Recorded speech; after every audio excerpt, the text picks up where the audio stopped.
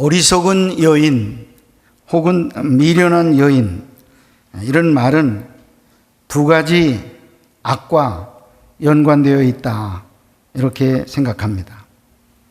첫째 악은 스스로 어리석어서 자신이 하는 일이 무엇인지 알지 못하고 자신의 어리석음을 자랑 삼아 내세우는 일이 있는데, 이것이 첫째 악입니다. 두 번째 악은 모든 수단을 동원해서 순전하게 자신의 길을 올바로 가고 있는 다른 사람들을 어리석음이라는 악의 구렁텅이로 유혹하는 악이 두 번째 악인 것입니다. 내 스스로만 어리석은 자리에 앉아 있어도 조금 나은데, 거기서 한 발짝 더 나가서 바른 길을 걸어가고 있는 사람들을 자기와 같이 악한 자의 자리로 이끌어들이는, 유혹하는 무리, 이게 더 나쁜 악인 것입니다. 그리고 그 수단에 관해서 본문은 여자의 음행을 지적하고 있습니다. 이러한 어리석음을 피하고 올바로 인식하기 위해서 어리석음으로 인도하는 유혹과 유혹하는 자의 특징과 그 대책들을 살펴보도록 하겠습니다. 첫째, 어리석은 자는 어떤 사람인가? 어리석은 자는 스스로 지혜를 거부하는 자다 하는 것입니다. 하나님의 말씀을 들으라, 하나님의 교회에 나와서 지혜의 말씀을 들으라, 안 와요. 거부해요. 나 그따위 거 필요 없어 하면서 거부해요. 어리석을수록 지혜의 말씀 가까이 나와야 되는데 오히려 더 배척하는 그런 일을 하고 있습니다. 지혜와 어리석음은 동일한 근원에서 나온 것이며 동일한 인격을 기반으로 하고 있습니다. 지혜와 어리석음은 마음의 태도에 의해서 지혜가 어리석음을 지배하기도 하고, 어떤 때 어리석음이 지혜를 삼켜버리기도 하는 것입니다. 본문에 나타난 미련한 계집은 바로 지혜에 의해서가 아니라 어리석음의 지배를 받는 사람을 말하는 것입니다. 미련한 계집은 어리석음으로 전 인격이 쏠려 있기 때문에 그것이 요구하는 대로 떠들며 행동합니다. 그녀는 진리와 지혜에 대해서 전혀 알지 못합니다. 아니, 스스로 고의적이며 지속적으로 지혜의 말씀을 거부하고 자신의 어리석음을 충족시키기 위해서 노력합니다. 이런 사람에게는 전혀 수치감이 없고 악을 행함에 있어서 대담합니다. 수치감을 느낀다는 것은 어리석음으로부터 지혜의 상태로 전환하고자 하는 마음이 조금이라도 있다는 뜻입니다. 그러므로 스스로 부끄러워하고 수치감을 느끼는 사람들을 향하여 지혜로운 자들은 동정을 가지고 그들을 바로 인도해야 할 것입니다. 그런 사람들은 동정의 대상이지 결코 정죄의 대상은 아닌 것입니다. 예수님께서 이 바리새인들과 서기관들, 유대인들이 현장에서 간음하다가 붙잡힌 여인을 예수님 앞으로 끌고 오는 내용이 나옵니다. 그때 그 사람들이 예수님께 물었습니다. 이 여자가 현장에서 간음을 하다가 붙잡혔는데 돌로 치라고 죽이라고 성경에 되어 있는데 어떻게 하면 좋겠습니까? 하고 물었습니다. 그때 예수님께서 그 여인을 커버해 주셨어요. 그리고는 그 여인에게 자유를 주시고 다시는 죄를 짓지 말라 하고 돌려보내는 그런 내용이 나옵니다. 저는 어떤 사람은 죄를 지었는데 그대로 죽게 놔두고 어떤 사람은 죽을 죄를 지었는데도 커버를 해주시는가? 여러분, 자기가 어리석어서 몸이 약해서 유혹을 받아 넘어진 일에 대해서 부끄럽게 여기는 사람에 대해서는 우리 주님께서 기회를 주셔요. 그걸 부끄럽게 여기고 제가 부끄럽습니다, 제가 너무 연약했습니다, 잘못했습니다 하는 종들은 언제든지 주님이 다시 한 번의 기회를 주셔요. 가봐해 주시고 또 죄 없는 자가 치라 말씀하면서 그 사람을 보살펴 주셔요. 그래서 다시금 일어날 수 있게 해주시는 분이 우리 주님이셔요. 수치를 느끼는 자에게는 언제나 기회가 올 수 있어요. 죄를 회개하는 자에게는 기회가 옵니다. 그러나 반대로 뻔뻔하게 그 죄에 대해서 부끄럽게 여기지 않고 오히려 정정당당하게 변명하고 나는 자신 있다, 내가 이렇게 한 것이 잘못이 아니다, 이럴 수밖에 없다 하는 이런 종들은 하나님께서 그대로 버려 두신다 하는 것을 우리는 성경 역사를 통해서 알 수가 있습니다. 예수님이 가늠한 여인의 죄를 사하시고 돌로 치려는 자들을 만류하신 것, 바로 이러한 이유 때문인 것입니다. 그러나 수치감도 없이 자신의 무지를 계속하여 자랑삼아 외치는 어리석은 자들은 결코 영원히 멸망하고 말 것입니다. 사랑하는 여러분, 우리가 지난 한 주간 동안을 돌이키면서 아침에 오셔서 기도부터 하셨습니다. 무슨 기도를 하셨습니까? 지난 한 주간 동안 돌이켜보니 부끄럽습니다. 집사로서, 권사로서, 장로로서, 목사로서 하지 못할 말 입에 담은 때도 있었고, 생각하지 못할 일들, 생각한 일들도 많이 있고, 남이 알지 못한다고 행한 그런 부끄러운 일들, 참 하나님 죄송합니다, 부끄럽습니다, 용서해 주세요 하고 빌은 종들은 우리 예수님의 보살핌을 받고 보호를 받을 수 있습니다. 그러나 어쩝니까? 지금같이 어려운 때에 하면서 자랑하고 정정당당하게 그런 죄에 대해서 자신을 갖는 그런 사람에게 대해서는 주님께서 긍휼의 눈길을 주시지 않아요.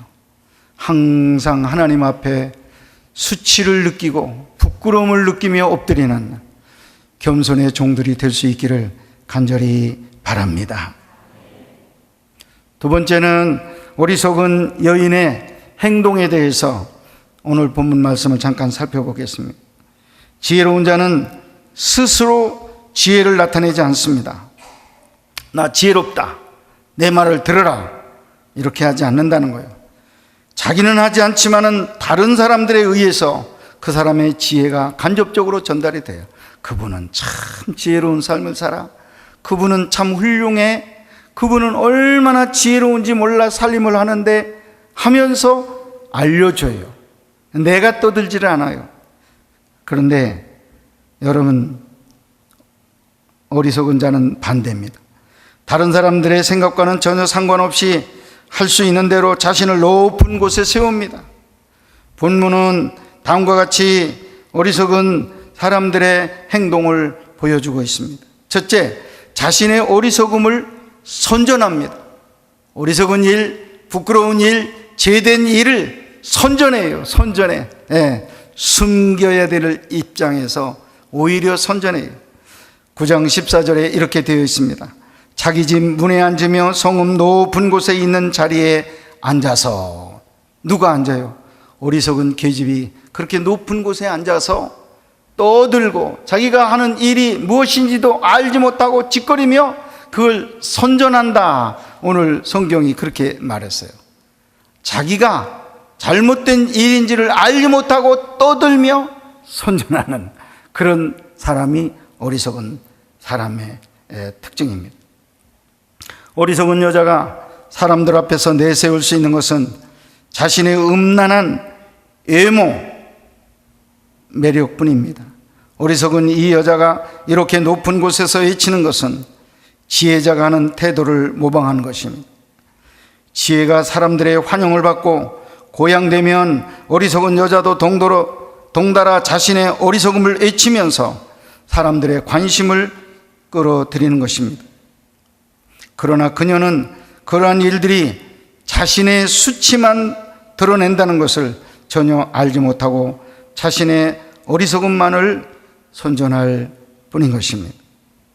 여러분, 좀 전에도 제가 말씀했지만 우리 주님은 부끄러운 줄은 최소한도 알아야 커버해 주시고 긍휼히 여겨 주십니다.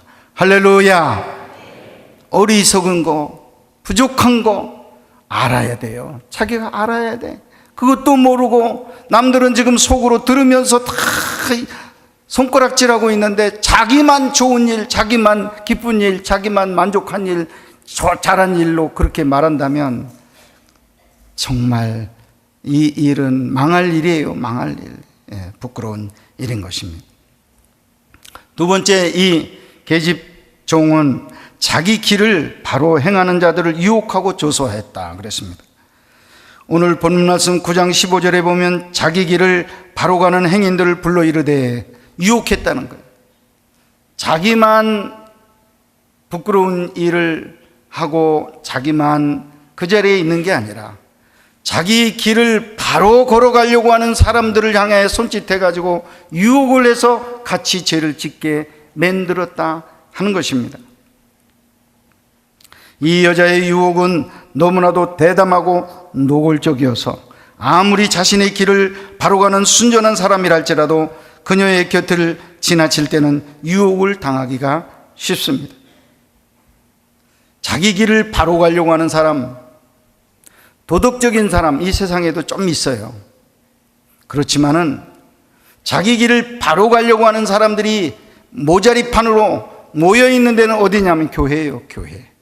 교회는 한 사람으로부터 모든 사람 전체가 자기 인생길을 바로 가려고 하는 사람들이 모인 자리예요. 믿으시면 아멘 하시기 바랍니다.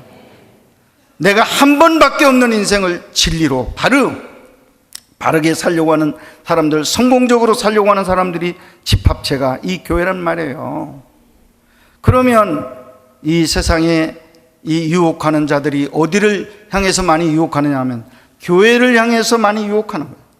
교회의 청년들을 향해서, 교회의 남자 집사님들을 향해서, 교회의 자기 길을 바로 가려고 하는 우리 성도들을 향해서 손짓을 해서 자기 길로 오라 하면서 유혹하는 그런 사람들이 많다는 것입니다. 15절 말씀에 자기 길을 바로 가는 행인들을 불러 이르되 어리석은 자는 이리로 돌이키라. 자기가 어리석은 자이면서 바로 자기 길을 걸어가는 나로 똑바른 사람들을 향해서 어리석은 자라고 반대로 말합니다. 이 어리석은 자들아, 그러면서 이리로 돌아오라. 또 지혜 없는 자에게 이르기를 도둑질한 물이 달고 몰래 먹는 떡이 맛이 있다 하는도다 하고 거짓말로 속이는 그런 일을 한다 하는 것입니다. 유혹하는 무기는 자신의 매력적인 외모, 음란한 성적인 충동으로 늘 유혹을 합니다. 그들은 지혜자가 지혜로 다른 사람을 설득시키는 것보다도 더 강한 호소력을 가지고 있습니다. 여러분, 지혜자가 똑바로 살자, 바로 살자 하는 얘기는 그렇게 능력 있게 전달이 안 돼요. 그런데 유혹하는 사람들이 그 육체의 미를 가지고 아무도 보는 사람 없다, 몰래 먹는 떡이 맛이 있다 해가지고 유혹하는 거는요, 굉장히 흡입력이 강해요. 그래서 우리 정말 자기 길을 바로 걸어가려고 하는 남자나 여자나 여러분, 이 악의 유혹에 대해서 정말 더 많이 경계하셔야 돼요. 이 의로운, 지혜로운 이런 유혹에 대해서 우리 가는 것은 그렇게 쉽지를 않아요.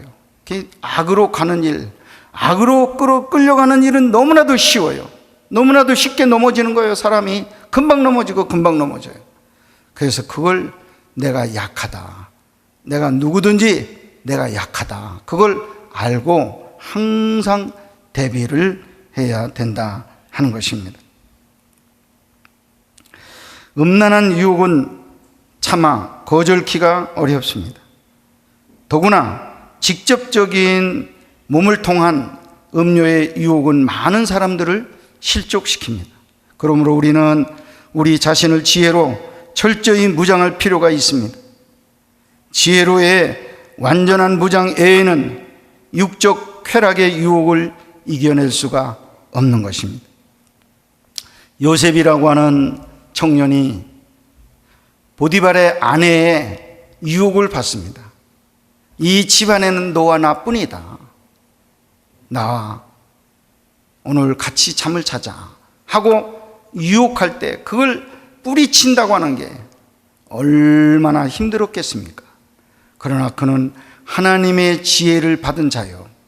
그렇기 때문에 하나님이 보신다는 걸 알고 있었습니다. 당신은 지금 말하기를 나와 너 두 사람밖에는 이 집안에 아무도 보는 사람이 없다고 하지만 요셉은 하나님이 한 사람 더 이 현장을 보고 있다고 하는 걸 깨달았어요. 지혜가 있었습니다. 할렐루야. 그래서 그걸 물리칠 수 있었어요. 지혜 있는 자는 악을 물리칠 수 있다 하는 것입니다. 세 번째, 이 계집은 불법적인 일의 매력을 느끼게 말을 합니다. 9장 17절에 도둑질한 물이 달고 몰래 먹은 떡이 맛이 있다 하는도다, 이렇게 거짓말을 하는 것입니다. 도둑질한 물은 불륜한 성적 관계를 의미하며 몰래 먹는 떡은 부정한 욕구 충족이나 부정한 재물 축적을 의미하는 것입니다. 여러분, 보디발의 아내가 성적으로 말을 합니다. 당신하고 나하고 둘 뿐인데 이 몰래 먹는 떡이 얼마나 맛있는지 아느냐. 아무도 보는 사람이 없다. 그렇게 말을 하고 있습니다. 유혹을 하고 있습니다. 그런데 여러분, 그럴까요? 절대 도적질한 물이 달고 몰래 먹는 떡이 맛이 있다, 이게 진리가 아니에요. 한순간 그런 느낌을 갖는 것으로 모든 꿈이 깨지는 거예요. 꿈이 깨져. 그리고는 그 뒤에는 달콤한 게 아니라 쓰디쓴 정말 고통의 세월이 지나가야 해결이 되는 거예요. 눈물을 뿌리고 몸부림을 치고 회개해야 들뚱말뚱해요. 여러분, 그렇게 쉬운 게 아니에요. 오늘날 우리가 교회에 잘 다니다가 유혹을 받아 성적으로 넘어지면 어떤 일이 일어납니까? 여러분, 1년을 회개하고 2년을 회개하고 3년을 회개해도 마음에 시원함이 안 올 때가 있어요. 울고 불고 난리를 쳐도 영적으로 회복이 안 될 때가 있어요.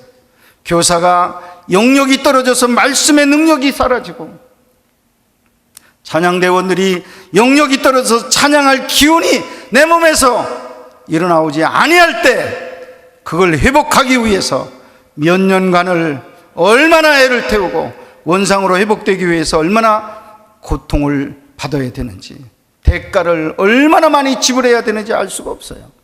그거를 사탄은 탁 숨기면서 달콤하다, 몰래 먹는 떡이 맛있다, 괜찮다, 아무도 안 본다, 거짓말하는 거예요. 거기에 넘어가면 안 됩니다. 절대 넘어가면 안 됩니다. 여러분들 깨워서 기도하시기를 바랍니다.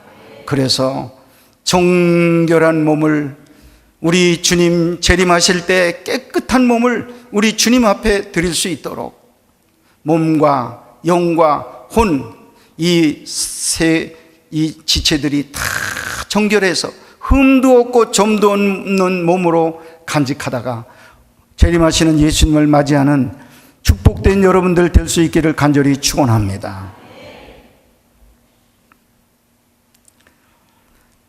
금지된 것을 하고 싶어하는 것은 어리석은 자들의 공통된 특성이라 할 수 있습니다. 그리고 도리어 이러한 부정한 일이 옳다고 주장하는 것이 그들의 주된 활동입니다. 그리하여 사회의 도덕적, 윤리적 질서와 가치를 파괴하고 훼손하는 것입니다. 성도덕의 타락은 하나님의 분노를 불러 일으키는 것입니다. 그러면 마지막으로 어리석음을 극복하는 길은 어디에 있습니까? 우리는 많은 사람들이 인정하고 따른다고 해서 혹은 큰 소리로 주장하거나 객관적이고도 논리적인 면이 어느 정도 인정된다 해서 무조건 믿고 따라서는 안 된다는 거예요. 여러분, 우리 젊은이들을 항상 유혹하는 말 가운데 하나가 이런 말이 있어요. 야, 놀아도 젊어서 놀아야 돼. 힘있게 놀고 늙으면 넌 못 논다. 젊어서 놀아. 젊어서. 야, 젊어서 여행도 다니고 젊어서 실컷 놀아. 그런 말이 참 일리도 있어요. 일리가 있어요. 늙으니까 잘 못 다니더라고. 그건. 우리 신학교를 이제 가기 전에 신학교 가기 전에 이제 무슨 친구들 이런 얘기를 하는 친구들이 있어요. 야, 너 신학교 간다며? 응. 신학교 가면 죄 못 짓지. 또 졸업 맞고 목사 되면 죄 못 짓지. 야, 지금이 기회야. 실컷 줘. 지금 그냥 하방에 다니면서 좀 한번 놀아봐. 실컷 놀다가 죄 좀 실컷 짓다가 신학교 가서 딱 끊어. 지금 가는 게, 지금 죄 짓는 게 너 기회야. 어느 정도 이해는 되더라고요. 그랬다고 여러분 그걸 믿고 따라가면 되겠습니까? 절대 안 되죠. 여러분, 어느 말은 우리가 이성적으로 이해될 수 있어요. 그렇지만은 어리석은 자의 말을 여러분들이 믿고 따라서는 안 됩니다. 거절할 것은 거절하셔야 돼요. 자를 것은 잘라야 돼요. 붙잡을 것은 영원하게 붙잡아야 돼요. 하나님의 말씀을 붙잡으시기를 바랍니다. 진리를 붙잡으시기를 바랍니다. 그래서 진리가 여러분들을 세우게 해주실 거예요. 하나님의 말씀이 여러분들을 똑바로 세워주실 줄 믿습니다. 어리석은 행동, 다수가 다 옳은 것은 아닙니다. 떠들고 또 확실하고 논리 있게 정연하게 말한다고 그것이 다 진리는 아닙니다. 우리는 하나님의 말씀으로 모든 것을 가늠하고 판단하는 습관을 가져야 될 줄로 믿습니다. 어떤 유혹이 있든지 어떤 우리들을 넘어지게 하는 그런 유혹이 밖으로부터 올 때 여러분 분명히 질문을 해야 돼요. 하나님의 말씀 앞에 질문해야 돼요. 하나님의 말씀 뭐라고 나에게 대답을 하실까? 이 말을 내가 따라가야 될 것인가? 이 말을 거절해야 될 것인가? 항상 우리가 가늠대로 사용해야 되는 것은 말씀이에요. 영원히 변치 않는 하나님의 말씀만 내 발에 빛이 되어야 되고 내 발등에 등불이 되어야 될 줄로 믿습니다. 말씀에게 물어보세요. 말씀이 대답하는 게 어느 쪽으로 대답을 해 주시는지 그 말씀을 따라가면 여러분들은 늘 주의 뜻을 이루는 자들, 형통한 자들이 될 수 있을 줄로 믿습니다. 대답은 그렇습니다. 젊은 날 우리가 유혹을 받을 때가 많이 있습니다. 청년의 날 우리가 정말 이 정욕에 빠질 때가 많이 있습니다. 그렇지만 청년의 정욕을 이기고 정결하게 살아가는 비결은 오직 하나님의 말씀을 붙잡고 하나님의 진리의 말씀을 붙잡고 살아가면 깨끗하게 승리할 수가 있다. 새벽 이슬처럼 정결하고 순수한 청년들 될 수 있다고 말씀했습니다. 오늘 이 자리에 나오신 모든 성도들이 새벽 이슬같이 정결하고 순수하고 깨끗한 말씀을 따라 사는 주의 종들 될 수 있기를 주님의 이름으로 축복합니다.